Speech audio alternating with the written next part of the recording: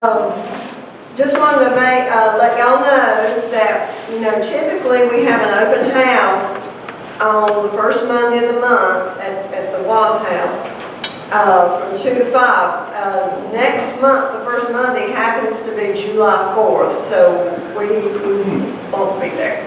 But we will have our board meeting, which will be on the second Tuesday of the month, which happens to be July 12th. It's open to the public, anybody wants to come. And it typically, we start at 6 o'clock. So that's all I have, and I just want to say that I'm so pleased and so glad that everybody is here, and I'm so thankful that Mr. Christensen has agreed to come and do his program today. And so I'm going to let Mr. Baird, Wally Baird, introduce our speaker. Thank you. Nobody calls me Mr.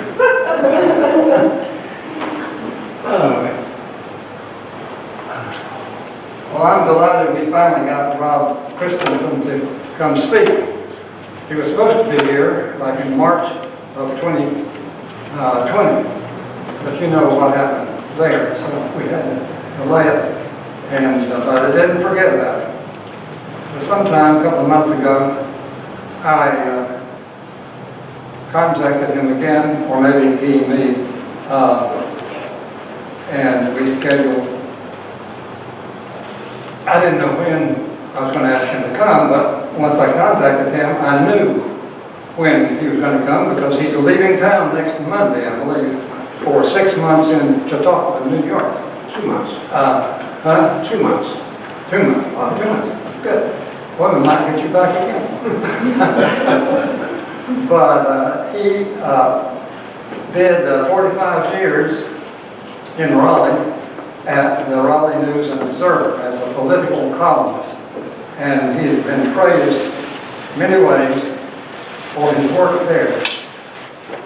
But as he told me in an email, he hung up his word processor in December 2018 after 45 years of writing about Tarheel politics. But really, did you write the book by hand, the third one that's coming in? No, it was a word processor. It was a word processor, yeah.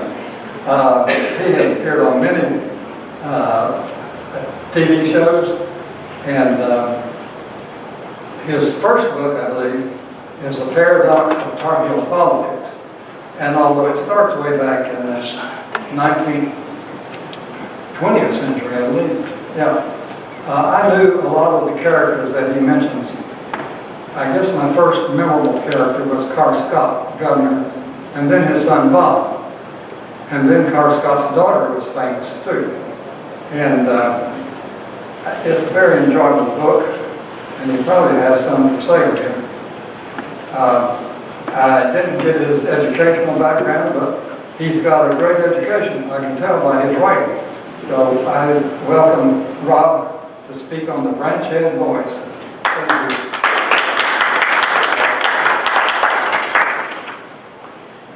Well, thank you so much for inviting me. It was a bit of a battle to get me here, because although I'd love to come here because of the COVID.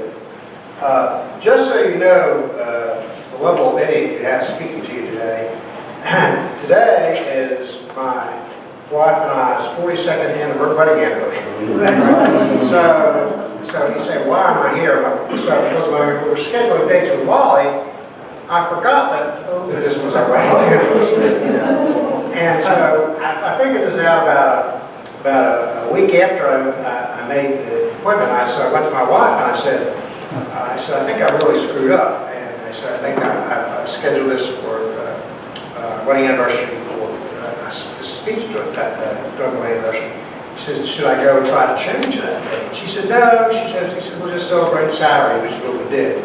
So I guess that's how you stay married 42 years. You have a very understanding wife who overlooks your many, many flaws. Anyway, so it's great, and I'm delighted to be here in your beautiful library, and to talk a little about my latest book, which is my second book, which is The Rise and Fall of Branchhead Movements. Now, a lot of states have one particular family that's really important in politics. And you can think about the Longs of Louisiana, or the Byrds of Virginia, or the Kennedys of Massachusetts, or the Browns of California, and so forth. But in North Carolina, it was a farm family named the Scotts that had been the most famous political family in North Carolina. And their farm was just, dairy farm was just 50 miles from here, in the Hall River, not very far at all, really. And they were not only a very influential family, but they were a very colorful one. And let me give you one story from Governor Carr Scott, who Wally mentioned earlier. So Governor Carr Scott was elected governor in 1948. In 1949, he was invited to speak at halftime in Kenan Stadium at the Carolina State football game. Now, you have to understand the thing about the Scots is that they were huge NC State fans. They just bled red. But he was invited because it was a special day, University Day or something at Carolina. So they said, well, let's invite the governor to speak at halftime. So he did. So he goes out. They have these microphones set up. He goes out in the field at Kenan Stadium, and he says he told them that the crowd at Kenan Stadium, which obviously was not a Carolina fan, he says that there were big improvements planned for this campus. And this is what he said. He says, "We are rushing the building of a great hospital here." And there was even more hospital. The crowd went silent. He says, "Because we're going to need it to take care of the Carolina players after State College gets through." And there was this chorus of boos, as you might resonate throughout Kenan Stadium when he said that. But so he was a character. But he was known more than just for being colorful. He was a very influential progressive leader, and rural progressive leader in North Carolina. He was a rough-hewn, tobacco-chewing, cigar-smoking dairy farmer who served as was an agriculture commissioner in 1936, governor in 1948, and U.S. senator in 1954. Now, the name of my book is The Rise and Fall of the Branchhead Boys. Now, what in the world was a Branchhead boy? So, you have to understand about the politics. During the first half of the 20th century, the North Carolina politics, they were almost all Democrats. So if you were conservative or Democrat, or liberal or Democrat, or moderate or Democrat, basically. There were a few Republicans, but they were up in the mountains. But it was basically, so all the fighting, ideological fighting was within the Democratic Party back then, in one party state. So there was a machine that essentially controlled state politics for the first 50 years. And they could say he was going to be governor next time, and the time after that, time after that. They just lined it up and chose and picked. And Carr Scott ran against the machine. And so the machine was not just something in Raleigh. It operated in every county. So usually you went into the county courthouse or whatever, the judges, the lawyers, and the sheriff and everything were all part of the machine. And they gave out patronage shot and so forth. So Carr Scott was fighting, he was trying to get elected to win the Democratic primary for governor against the machine. So how do you do that when all the politicians in the state, or most of the politicians, are lined up against you? So what he did was he knew where his support was. His support was among rural people, or as he said, people who lived at the head of the branch or the head of the creek. Therefore, he called his supporters the Branchhead boys and the Branchhead girls too. And so he would go out in the rural areas and he would campaign there, and he would pick up, that's where he'd get his support. And when he came into the county seat, where all the politicians were, the sheriff and the judge and so forth, he didn't need their support because he already had the support of the rural people. And that's where the name Branchhead Boys comes from. Now, this is actually, my book's actually a multi-generational story. So, Carr Scott's daddy, whose name Bob Scott, was a Florida legislator. His brother Ralph Scott was a very important legislator. His son Bob Scott was elected lieutenant governor in '64, governor in '68, and then he was head of the community college system for several years after that. And then his granddaughter, May Scott Phipps, was elected agriculture commissioner in 2000. Well, that didn't work out too well, as you may recall. So it was not just a family that made the Scotts Hall River important. They inspired a whole generation of politicians. And so, for example, Terry Sanford, who was governor and senator, later president of Duke University, he got his start as Carr Scott's campaign manager. Jim Hunt, who was four-term governor, Democratic governor, was inspired to get in politics when the road was paved in front of his house. That was in front of his farm in Wilson County.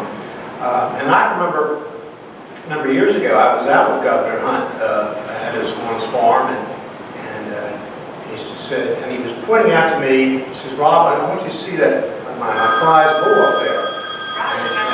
And so he pointed out his prize bull to me, and I said, he says, "Rob," he said, "do you know what his name is?"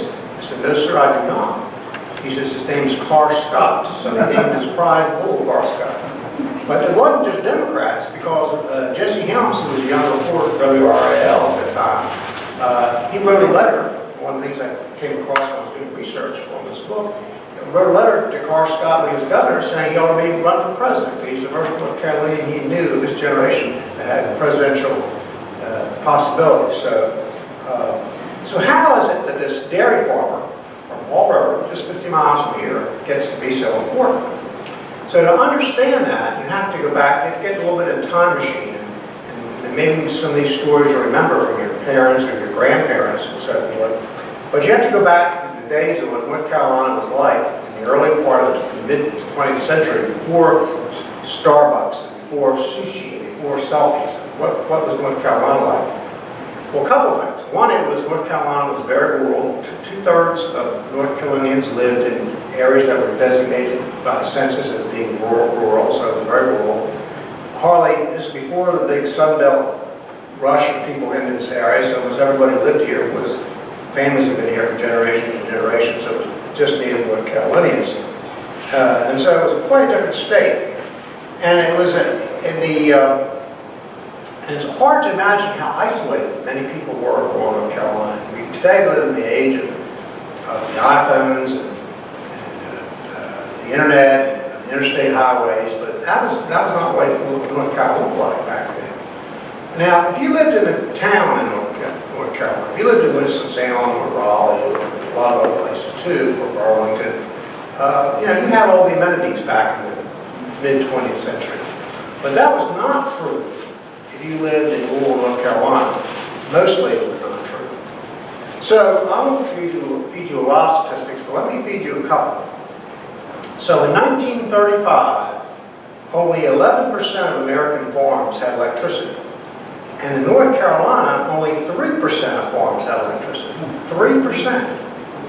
Now, try to remember back. You may remember this personally, or you may have heard the stories from your parents or your grandparents about what life was like on the farm without electricity. So it meant you, for example, you had to milk the cows yourself, you had to cut the wood and feed these wood stoves that were really hard to regulate. Everything had to be, water had to be pumped by hand. Without refrigeration, vegetables had to be canned right after the picking. Think about one thing. Think about what life was like on washing day for the housewife, for the farmer.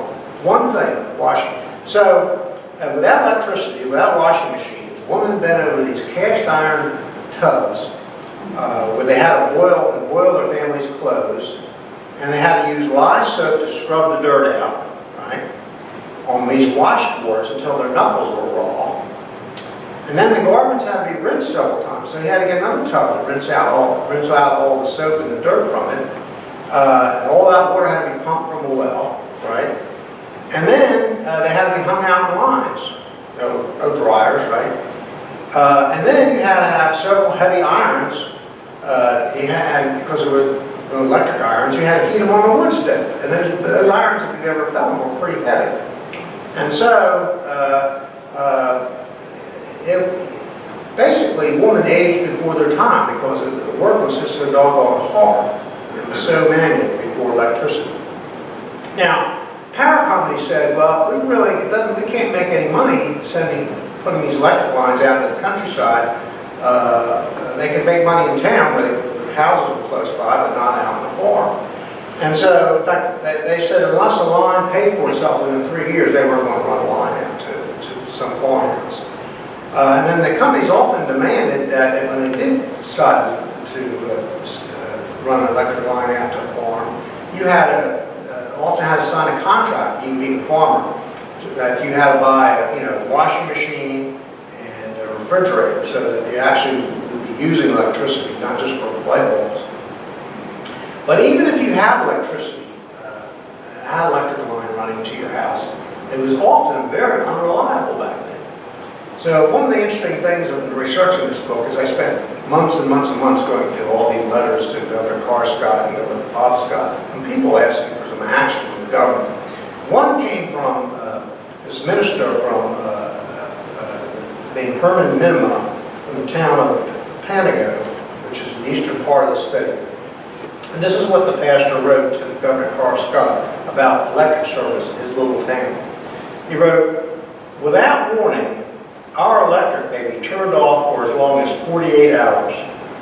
At present, we can expect to be without electric about 2 or 3 hours every day.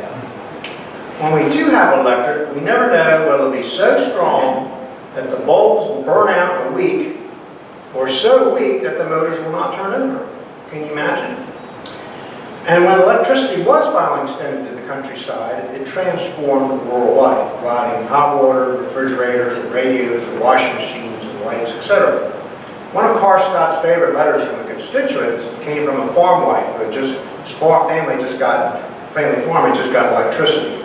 And this is what she wrote to the governor.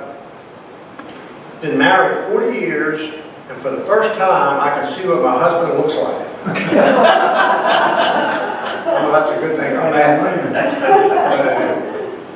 So today, it wasn't just electricity. Today we don't leave the house without an iPhone, right? I mean, at least I don't even go back then without my iPhone. And it's like attached to you as part of your anatomy.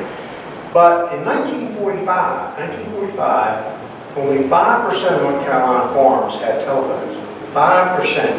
That was the lowest percent in the country except for South Carolina. As we often say, thank God for South Carolina. There were vast areas of the state without any phone service. I mean, whole counties we're talking about. And many schools did not have telephones, and that could sometimes lead to tragedy, as it did in 1949. 1949, 7 children were killed in a school bus wreck right near a school in the town of Middlesex, which is Nash County, just east of Raleigh. An area resident signed a petition to the governor saying that some of those children's lives might have been saved if doctors and ambulances had been called promptly. So there was not only not a phone in the school, right, but there was not a phone within 5 miles of the school. And so essentially it took forever to get the ambulance service and everything out to rescue those children. And so you don't know how many lives of those children might have been saved in that school bus thing. And that's it just is really sad, of course. Now, even in the urban counties like Wake County, which is obviously where Raleigh's located, there were large parts of Wake County that were not urban. There were lots of farms in that area. There were a lot of areas of Wake County that did not have telephone service. And I never thought about this, but it used to be that the school bus in North Carolina were driven by high school kids. That was a part-time job. And you take the school bus home and you run your route in the morning and pick up the kids and then take them home back and so forth. But I never thought about this until I read some letter about this. But like in Wake County, for example, what happens in the school on the morning of the schools and the school bus doesn't show up?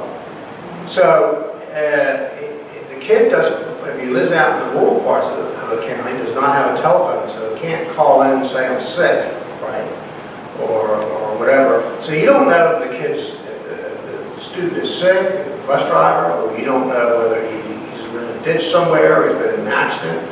And so a teacher or somebody with responsibility at the school, what they do if the school bus didn't show up when it's supposed to, is they'd have to backtrack and get in the car and drive the route to make sure that the bus was not in a ditch or some kids weren't in trouble. I never would have occurred to me that you would have to have done that. Without phones, the simplest things became difficult. And so it's not just people being isolated with, a mother with a heart problem or whatever, but it's like, how do you, was one letter was from a teacher at Appalachian State Teachers College, now Appalachian University. And he was from Nash County in east of Raleigh.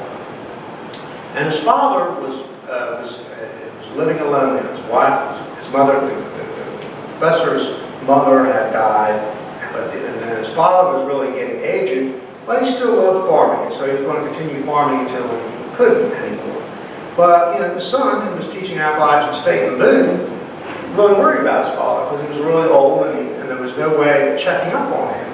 And there wasn't, not only was there no phone on the farm, but there wasn't a phone within 3 miles of the farm. They had 3 miles was the closest town that had a phone. So in order to check on whether his dad was doing all right, even after on weekends, he'd have to get in his car and drive from Boone all the way to Nash County and back just to check up on his dad. And you remember that back then there weren't really a lot of interstates. In fact, there were hardly any interstates really. They were all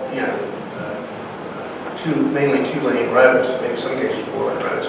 So that was a lot longer trip then than it is today.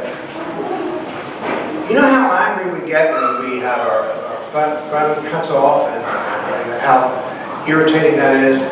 Well, phone service was, even if you had phone service, it was often a very poor quality back then. So there was one letter from a guy named Boyd Gilmore, who ran a lumber company in Southern Pines. He complained that it would sometimes take hours to get a single call through. Hours. And it was really hurting his business because he couldn't spend a couple hours every day trying to get an order through and so forth. I mean, it's just unimaginable how difficult life is without phones. The small town of Bahama, which is in Durham County, there was a telephone in the town of Bahama, but there was one telephone, and it was in the general store there.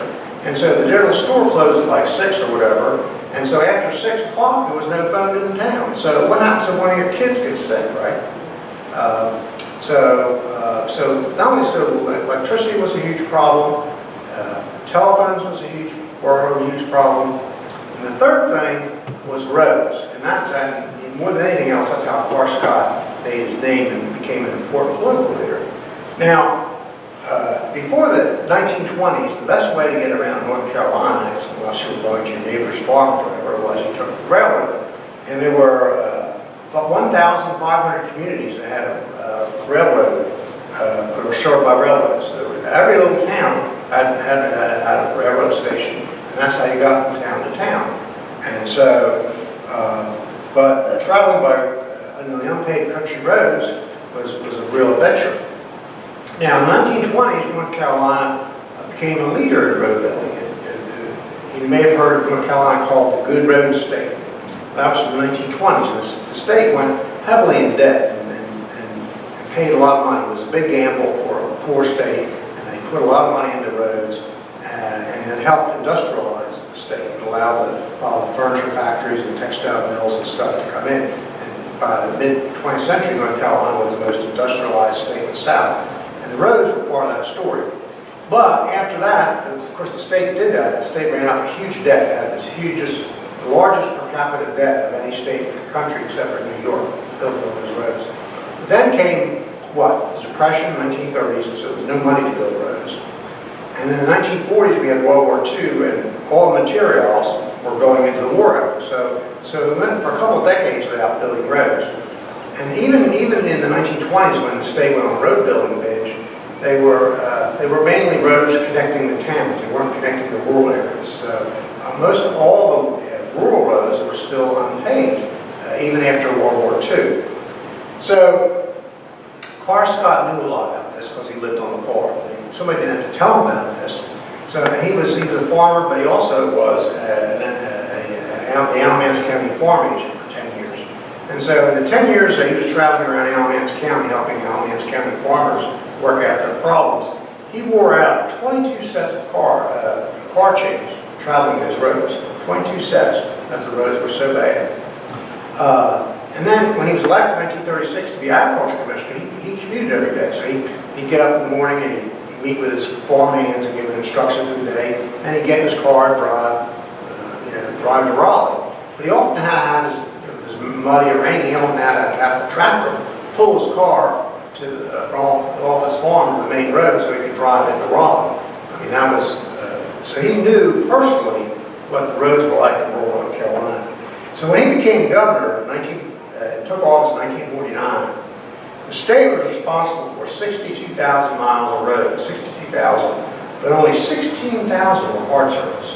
And the numbers are worse if you look at rural North Carolina. So, in a special message to the legislature called for a $200 million road bond issue, which may not sound like much today, but that was a lot of money back in 1949. So Karstad knew, this was a political leader, knew the problems of rural North Carolina. He lived in rural North Carolina. So he didn't have to take a poll or get a focus group or whatever to figure out what people wanted and needed. He knew this. But he also got lots of letters from people who were pleading with him to use the power of the state government to get more roads out to the rural areas. And going through some of these letters, it's really interesting because then we're listening to the voices of your parents and your grandparents. So there was one letter from a guy named Reeves Nolan, who was a state agricultural agent from Haywood County. And this is what he wrote to the governor.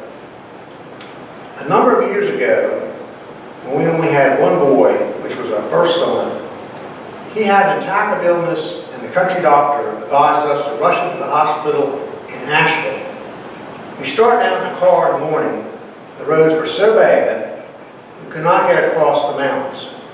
So a team of horses pulled us back, and we started a very rough road in another direction, and arrived in Asheville late that night. But it was too late. We lost a son because the roads were so bad he couldn't get to the hospital. And losing your life, so it's not just inconvenience, these roads. These dirty, muddy roads were made it difficult for you to hang out your washing because there was mud everywhere, or even in the days of air conditioning, if you lived near a road and it was muddy and dirty, the cars coming by, how could you even open up the windows because all the mud and dirt would get in your house? Because you had to, so you either opened your windows and took the mud or closed them and were really hot. But it was more than just inconvenience. It was often life and death, just like this guy, the guy from Haywood County. So in the Outer Banks, for example, there was a school principal who wrote to the governor about how bad things were on the Outer Banks in terms of roads. And he would tell him about this man named Millard Douglas who became stuck on the main road to Mandiant. This is what he wrote to the governor. He was unable to secure aid during the night, although he suffered a hemorrhage from the strain of trying to push his car out of the sand. Within a few days, he died. Of course, this is somewhat unusual occurrence, and yet it should not be allowed to happen in our state. It is not rare for people to have to spend the night in an automobile on these banks. To be precise, there was a Coast Guardsman who froze to death last year because he was stuck trying to get to his home on this road. Imagine that, a Coast Guardsman. So you'd think the Coast Guardsman would be a fairly younger, vigorous man, not an older man. So these bad roads were not just a matter of inconvenience or getting stuck or whatever. It was often a matter of life and death. And so my book tells about Karstad and how his battle to get, he tried to bully the telephone companies and the power companies and to extend lines, and they got a major road building program. He had to overcome a lot of opposition. There was, even though this one-party state, the legislature they were all Democrats, or mostly all Democrats. There were ideological divides just like today, except they were all within the Democratic Party. And there were some people just didn't like Scott because he wasn't part of the machine, so some people were out to try to sink him and kill any program he proposed. Others were more conservative and didn't want to borrow money for the roads. They wanted to do this pay-as-you-go. The oil companies he had to pay the bond issue, raise the gas tax, and the oil companies fought that. So he was always fighting the legislature and a lot of the big, powerful interests in Raleigh to get these programs through. So the way he did that is he went over the heads of the politicians straight to the people. So he'd get these radio hookups and he would talk to the people all across North Carolina. He says, I don't have to tell you what the problems are. You know what the problems are. You live in these areas and you understand. And you need to contact your legislator and tell them that we need some help here. And then he'd sometimes hold these big rallies down in Raleigh, you know, a couple thousand people, and farmers would come in their boots and their overalls and so forth, and they would demand some action from the state. He's a very tough guy. He would label the legislature the can't-do club, or the obstructionist clique. He would call out lobbyists by name. He had a running feud with a guy head of Carolina Power and Light Company. I don't know if you remember, it was Carolina Power and Light Company. It's now part of Duke Energy, but it served all from Raleigh East, essentially. That was a big energy company back then. The guy head of Carolina Power and Light Company was a guy named L.D. Sutton. Those initials are important, L.D. Sutton. And the governor began calling the head of CP&L, L.D. Sutton, low voltage Sutton. So essentially, Scott didn't do all himself. The only way he could accomplish some of these things was to get the people behind him, which is always true in politics. One politician cannot do something unless there's a movement. There were a number of movements that occurred. And so this was a progressive era in North Carolina politics. Now, one of the interesting things is, like I said, I spent months reading all like letters and memorandums and all the official papers of these governors. And so a lot of Scott's supporters are now pretty conservative, but they were backing pretty progressive and liberal ideas back in the 1940s. And it was really instructive. You know, Scott was elected in 1948. Exactly 20 years later, his son, Bob Scott, was elected governor. That was 1968. And if you look at the letters going into Scott in 1948, the overwhelming, his constituents were saying, we want an activist government to do something. You know, kick those power companies and telephone companies in the rear end, get those roads built, right? 20 years later, the tenor of the letters had completely changed 180 degrees. And then it was all the tenor of the conversation was the letters was get the government off our backs. That was the tenor 20 years later. So what happened in those 20 years? Well, there were a lot of things that happened. One thing, the small farmer disappeared or was disappearing. So I think at the height, 1950, there was something like 300,000 farmers in North Carolina. Today there's, I think, 50,000 maybe, something like that. And then the farmers that are there tend to be much more, mainly not poor farmers now, a lot more like corporations, and they're very industrialized and so forth. So they're not people just hanging on by their fingernails. And then there was the side of the embattled farmer, the state became wealthy. So the state was pretty poor in the 20th century. By the end of the 20th century, North Carolina, still not a rich state, but it is pretty close to having caught up with the rest of the country in terms of median income. And so that changed a lot. So people felt like they needed government less once they moved into the middle class. There was the religion in politics. Religion has always been important in North Carolina politics. And Scott, when he was pushing his programs, often quoted the Bible and in terms of how you need to plant the seeds to progress and all that sort of thing. And he was a big churchman, and his whole family were big churchmen. But by the 1980s, you had all these social issues that were coming to the fore, and there was a different little flavor of religious political activity changed somewhat. And then there were the tensions over civil rights and integration, and campus unrest, and the whole Vietnam War thing. So we think today we live in a polarized era, and we do. But it's one of my favorite quotes is from Harry Truman. He says, the only thing new in the world is a history you don't know. And, when Bob Scott was elected governor in 1968, in 1969, in his first 6 months in office, he called out the National Guard 9 times to deal with unrest. 9 times in 6 months. Now, I can't even remember the last time the governors call out National Guard all the time for flooding and hurricanes and so forth, but not for civil unrest. So, you know, all that had created a backlash, as you might imagine. Now, the Scots were far from perfect. They practiced old-fashioned style politics, patronage. Scott built so many roads in his home county, Alamance County, that a construction company built at least some land from him and built a gravel pit for his roads. It was pre-Watergate era, and anything went, including money and brown paper bags. That would later cause his granddaughter, agriculture make Scott Phipps, to get in trouble. She ended up being elected to agriculture commission in 1980 and ended up going to prison for campaign violations. By 1980, it used to be that if you were an agriculture commissioner, as long as you were good with the party, and the party was powerful, you could get re-elected. But by 1980, North Carolina was a two-party state. And so just being a member of the political party and good with the powers no longer mattered. You had to go out on a campaign, so you had to raise a couple $1 million. So if you're not rich, and if Scott Bailey was not rich, how do you raise a couple $1 million for agriculture commissioner? Well, you raise it from people who you regulate. And one of the people they regulate were the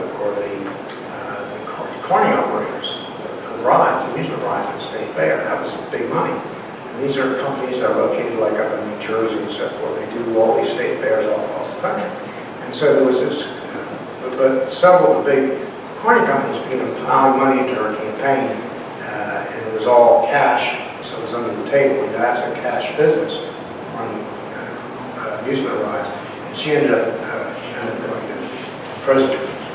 So the Scott family was not perfect by any stretch of the imagination. But for all their faults, Scots did a lot of good for North Carolina. So one of my favorite letters that I ran across was a guy named Sam Peel. He was a rural letter carrier from Hamlet, North Carolina. And he wrote to Scott in 1851. This is what he wrote. When I voted for you for governor, I thought you would make a good governor, but I never dreamed you would put over a program like you have. I am a rural mail carrier and been traveling over 54 miles of rough, dusty roads every day, serving about 2,000 people and burning a lot of gasoline. But now, I'm glad to say, I have 36 miles of good blacktop roads, and they really drive good. I want to say that you, in my estimation, are the greatest governor North Carolina has ever had. To the people who needed lights, telephones, good roads, and anything else for the betterment of North Carolina, you have been a miracle of divine grace. You are in a class to yourself. To try to describe you is like to try to describe fork lightning, which can be seen running in every direction and always producing results. And when was the last time you heard a politician described as a miracle of divine grace?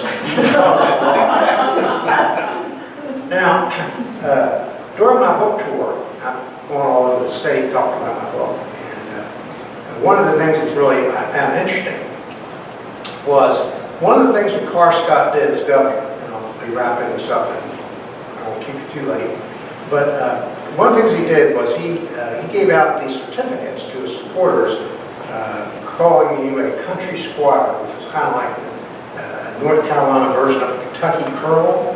So, you know, so he liked you, your supporter, you get these certificates. And people were very proud of these. They got framed, put on the wall, and they were handed down to their kids and sometimes their grandkids. And so sometimes I would have their grandkids come in on the book tour, and they got framed copy that their grandfather had given them, naming their grandfather a country squire. Now, let me read to you what the certificates all, they all said the same thing. But they said, this is what it meant to be a country squire. And it's going to be pay attention because there's going to be a pop quiz at the end of this. So here's what it says. It says, I, Governor W. Carr Scott, note that he is one of the Branchhead boys, born and bred in the Tarheel state, who has quit dragging his feet and is catching up on his holland. And whereas he has demonstrated that he is a tried and true member of the rougher element and plows out to the end of the road, And whereas he is versed in both the meaning and mystery of our significant and proclaimed dates, and whereas he is forward-going and has a natural hankering for chitlins, possum, taters, lamb fries, hot liquor, corn pone, barbecue, and sassafras tea, I do therefore proclaim you a country squire entitled to all rights and privileges of this estate. Now, here's where the quiz comes in. I want to find out whether we have some Branchhead boy material in this room. So I would like to show, it says show hands of how many people who have had chitlins. All right, we got some country squad material. Everyone knows what chitlins are, right? They are hog intestines, and they are an acquired taste, I can tell you. How many people have had lamb fries? Nobody's had lamb fries. I don't know what lamb fries are. Well, you may not want to know either. You may not want to know either. They are lamb testicles. Yeah. Yeah. Okay. How many people have corn pone? Yeah. Okay, a lot of corn pone. That's country cousin to cornbread. How many people have had sassafras tea? Okay. I bet you a lot of people have had pot liquor. Yeah, pot liquor right there. Liquid left behind by boiling greens. Well, obviously, this crowd is definitely country squire material, I can tell you that. So I'm sure I'm glad to hear it. I'm glad to take questions if you have any. Vast areas of what I did not cover, obviously. I have some couple copies up here if anybody wants to buy them, like for a Father's Day present.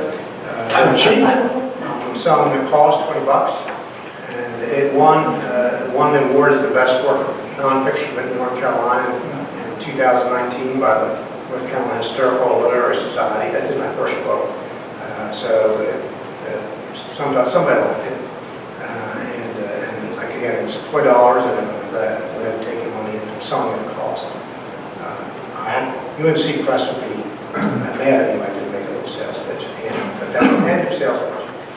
So any questions? Yes, sir. In the late 30s and 40s here at Walkertown, our principal was John Scott. Do you know if he was a member of that family? Well, I do not know. The Scotts were a large family, but they were all in Alamance County. That's not to say that, but there were a lot of Scots there. And they were Scotch-Irish that came in late, I guess, 1700s, came into this area. They thought this area looked a lot like the Scotland, the area that they were originally from, so they were attracted to this area. Came down on the wagon road trail, those Conestoga wagons or whatever, from Philadelphia after having migrated from Ireland or Scotland, Scotch-Irish. It is interesting. The Scott family was a very large family, and it was a very interesting family because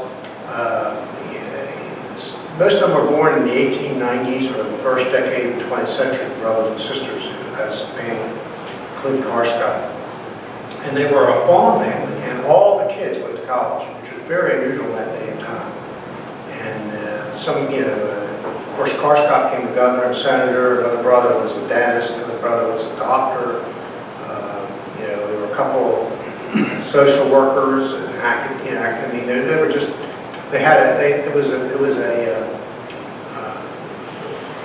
His father and mother really stressed education, and he headed this local school board. In fact, helped create the first school in that area, which was a big deal because a lot of people didn't want to do that.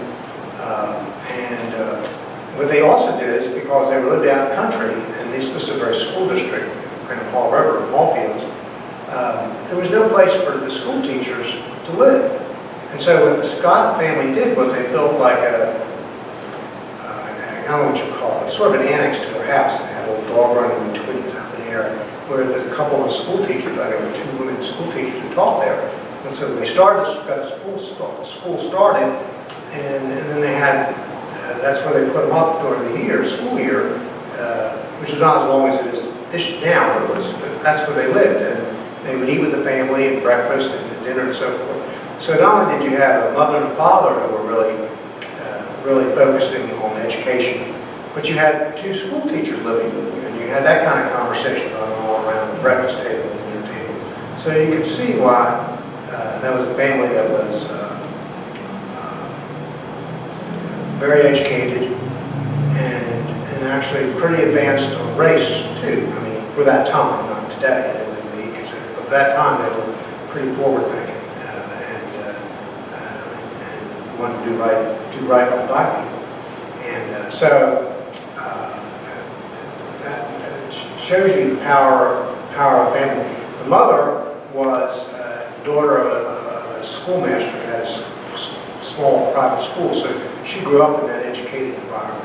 So you have a father and mother, you know, it makes all the difference in the world if you have a father and mother who are really committed to education. And that's what happened in Wisconsin. And as a result, you had a family who, you know, they are living on a dairy farm in Alamance County for rural lives huge because of the parents' stress of education.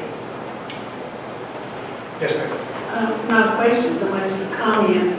I grew up in elementary school in the 50s, and that's when I watched a lot of TV, game shows, and that kind of stuff. And they never, everything that was mentioned, somebody in the country was from a large city. It was like North Carolina did not exist. And it just, you know, you helped explain that North Carolina was such a rural state. Well, One of the poorest states. yeah, although, you know, by the 60s you had the Andy Griffith Show, and so that made rural life, small town life in North Carolina, it's a very idealized version of that, and so that made, that sort of helped put North Carolina on the map. So, yeah, the way to think about all this, I think, is that you have to realize how North Carolina developed. So, what is it I can't remember what the saying is, but how modest North Carolina is next to Virginia and South Carolina, because you had the veil of humility and between two mountains conceit, I think that's what they say. And so, because you had Richmond and their high society, and that was a very sophisticated city, and it was the government of the Confederacy. Charleston was a very sophisticated city, and you had all the planters had their houses there and so forth. And so North Carolina was mainly plain farmers, you know, and so it didn't provide a whole lot of leadership. It had a few to the country, and so it didn't cast as big a shadow as it might have. Given that, even though North Carolina has always been pretty big, what's the ninth largest state now, and it's been the 10th or 11th largest state even back when you were growing up, I think. So, but there were a lot of North Carolinians. But it was, for decades, the biggest products North Carolina produced were its people. They were sending their people elsewhere to get jobs up north and so forth, to seek better opportunities. And that, you know, that began to change. And now what's happening is reversed. People are all coming down here to get jobs and so forth, because the opportunities, things have turned around. But for a long time, it was a state of you know, modest farmers, textile workers.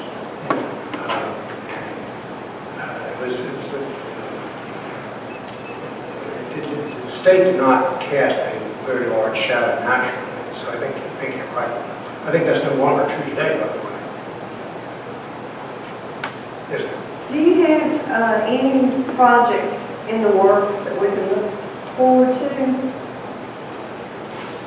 Well, I just finished my third book, which I turned in to UNC Press. I had a contract with them. And it is about my newspaper and the family of the newspaper. It was a very powerful family. And the Daniels family and then the Raleigh News Observer, they were the family that owned the paper. They were a very powerful family politically. It's a really great story. The founder of the paper was I mentioned this earlier, he was a Jim Crow liberal, which is like, people say, what? But he was a liberal in every way except on race. And he was a segregationist through and through until the day he died. And, but he was liberal on labor unions, liberal on getting women to vote, liberal on spending on education and so forth.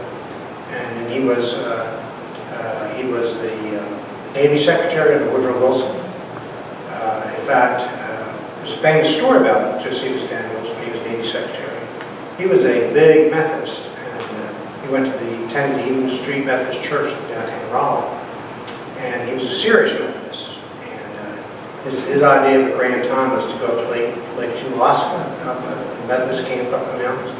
And so when he became Navy Secretary, he was a big prohibitionist. He helped bring prohibition to North Carolina before it hit the rest of the country, almost a decade. So he went to the Navy. When he became Navy Secretary, he found out that the officers were all out to drink, walk wine on the ship. And he said, that's what we'll do. We can't have men drinking on the ship or on the bases. So he ordered all the booze off the ships, and not only off the ships, but also around the military bases. And this is not a very popular movie, as you can imagine. A group of the officers came to see Secretary Daniels to see if they could get that order turned around. And he said, no, I believe very firmly that the morals of the men are very important here, and we don't need them drinking on board ship. She says, so they asked Josephus Daniels, he says, what should the men drink then? I think they said probably sarcastically. And he said, well, they drink coffee. So that is one of the origins for the word cup of joe. Again, referring to coffee as a cup of joe for Josephus Daniels. He also shut down, I hope I don't offend anybody, there was a big red light district in New Orleans. Dozens and dozens of houses ill repute. And he said, a neural disease is killing more sailors than the war is, World War I is. So he shut them down. And of course, the governor of Louisiana and the mayor of New Orleans, it says, our red light district is our biggest economic driver. And they said, well, you want to continue Navy appropriations there. He says, you shut it down by X date. And the mayor of New Orleans came out, and the reporters went up to him and said, well, what did you get any satisfaction from Secretary Daniels? He says, no. He says, you can make it illegal, he says, but you can't make it unpopular.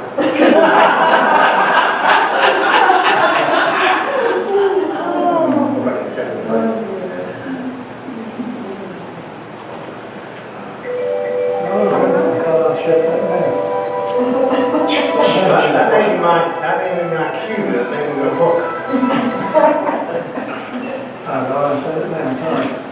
So, any other questions? When did the REA come in with the electricity for the New Orleans? Well, that was 1930. So the way the power companies only reluctantly, they never thought they could make any money by spending electric lines out in the countryside. And they never right, but Carr Scott said, you may not make any money, we can make plenty of money in the cities, spend some in the country. But the REA, which was the federal government, set up an effort to get electricity out of the countryside. And that was in the start of the 1930s under Roosevelt, part of his New Deal. And that, along with various cooperatives, electric cooperatives that were formed, some of them by towns and so forth, to extend electricity. It was really public power, whether it was the REA or these specially designed cooperatives that were set up by people, communities essentially, to run electricity out. It never was, power companies never wanted to do it, and by and large, did not do it. But eventually, of course, electricity did get out. But it took a long time, and it was a very hard, as I talked about it, it was a very difficult living without electricity. Yes, sir.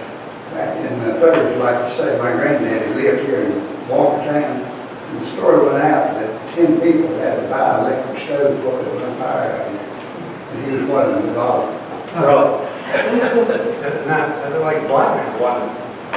It's like blackmail. No, they had that some person, like, you can't get gas out here now, can you? That's good, no. Depends on what you eat. Actually, that's a good point, is that these issues have not gone away. There are still a very, the roads are now paved, right? People do have telephone, electricity, but there's still a vast difference between urban North Carolina and rural North Carolina. And I know, for example, the internet has been, getting high quality internet has been a real problem. Lots and lots of areas. Maybe not Walkertown, but way out in the countryside, it's been a problem. So these problems have not gone away. It's still a political problem for the leaders of Raleigh.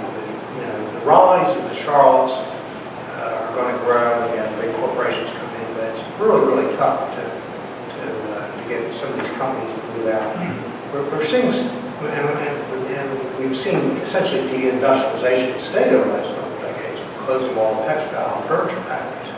Now it looks like we're beginning to see the beginning of reindustrialization. We're seeing a lot of these new plants come in, and that's a very good thing. So hopefully things are coming back. But it's been tough on our rural communities. So these issues, which I write about back then, are still very much alive.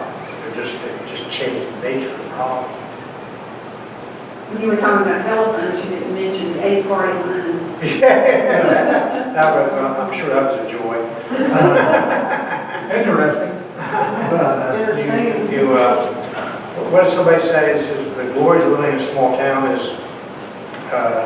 you know everyone's business, and the problems with living in a small town is everybody knows your business. I'm standing up, I don't mean for you to stop talking. When I grew up in Burke County, and there were a lot of Republicans there. In fact, my grandparents and my parents were Republicans. And a lot of my school friends did not like it at all. Their parents were Democrats, and I didn't understand why.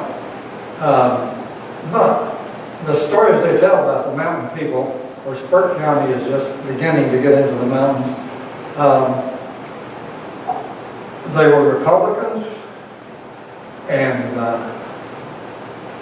two, they didn't like the government spending so much money that they didn't have. But I remember walking on Grandpa's farm, and all these electrical poles with REA, Rural Electrification Agency. And we had electricity in my house. I was born in the mid-30s. And I've always thought we had electricity then. I know Grandpa and Grandma had one hanging light in each room. I think they had an electrical refrigerator. The other grandpa, my mother's father, they had an icebox on the back porch. My dad, one of his many jobs as a young man, was delivering ice for the Ice and Coal Company, which made sense. But I've really enjoyed your book and your talk. The book I've been reading is The Paradox of Tarheel Politics. And I've read part of it, the Branchhead Boys, and it's very good. I haven't bought one, I'm going to do that tonight. But are there any other comments, questions? I had several as you were talking, but they went in and out. I got the same problem. But it's been a joy to have you come here. Well, thank you for having me. I'm sorry well, the crowd is bigger than what we had in May. No, Maybe we that's traveled. right. Thank you for coming down. But we routinely, before COVID, we had usually 30 to 60 people. Wow, that's impressive. And that reminds me that I don't have a program for July. I guess this is our July program. We don't usually have one in June. But for September, we have John Whaley, whom many of you know from the Winston-Salem Journal. He was editorial page editor. And he has recently put out a book of Andy Griffith and Roanoke Island, his Mayberry. And it is very interesting. We heard him speak in High Point in May. And I bought the book, but I couldn't find it tonight. Somebody's smart, and I guess. Well, we're not a lending library, are we? And then I don't have that's for September, but it's going to be a 2 o'clock meeting because John says I have trouble driving at night. And I don't like to drive at night. But I also have Riley Bogus lined up, and he's probably going to do November. We meet every odd month normally, although May was our first meeting since we canceled yours in 2020, I guess it was. Well, I usually don't stop talking this quickly. But I'm glad to see all of you out here, and Harrison, and George, and Don, and Virginia, right? Virginia? And Berta, and Coy. And I don't know this gentleman here. James Snyder. He just joined this evening. Dean what? Snyder. James Snyder. Oh, Jamie. Yeah. Well, I hope you'll come back. And we've got Wayne and Louise back there, and our cameraman is Daniel.